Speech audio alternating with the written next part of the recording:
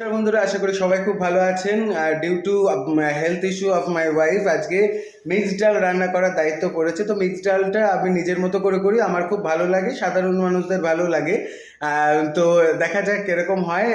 রান্নাটাও দেখাচ্ছি এবং খাওয়ার পর রিভিউটাও দেখাচ্ছি আপনাদের। সাথে থাকুন, ভালো থাকুন। প্রথমেই 2 চামচ মতো সর্ষের তেল দিয়ে দেবো প্রেশার কুকারে।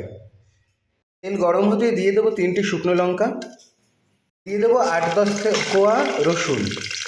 রসুনগুলো ব্রাউন কালারের হয়ে গেছে। এখন ঘরে থাকা কিছু সবজি কেটে নিয়েছি, যেমন আলু, ফুলকপি, টমেটো, বেগুন। এগুলো এর মধ্যে দিয়ে খানিকটা ভেজে নেব। সবজিগুলোকে প্রেশার কুকারের মধ্যে অল্প হালকা ভেজে নেব। দিয়ে দেবো হালকা স্বাদ অনুসারে নুন, 1/2 চামচ চিনি, অল্প 1/2 চামচ মতো হলুদ। সবজি ভাজা কমপ্লিট। এবার এর মধ্যে ভিজিয়ে রাখা মিক্সড ডালটা দিয়ে দেবো। মিক্সড করে নেব প্রথমে ভালো মতন। এবার দিয়ে দেবো জল। জল এতটাই দেব যাতে সবজি এবং ডালটা পুরোপুরি যেন জলে ডুবে যায়। প্রেশার কুকারের মুখটা বন্ধ করে দেব। অপেক্ষা করবো 4টে সিটি পড়া অবধি। 4টে সিটির পর ডাল মোটামুটি রেডি হয়ে গেছে। এখন ছোঁক দেওয়ার জন্য এখানে আরও 2 চামচ সর্ষের তেল দিয়ে দিচ্ছি।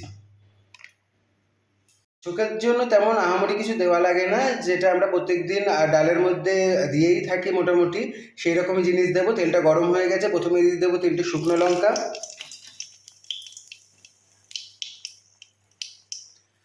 1/2 চামচ কালো সর্ষে, 1/2 চামচ গোটা জিরে,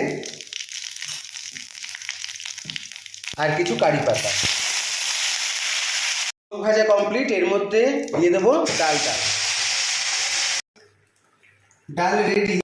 এখন টেস্ট করে রিভিউ দেওয়ার টাইম, যেটা বউকে দিই। দেখা যাক সাধারণ মানুষের ডাল কেমন লাগে তার।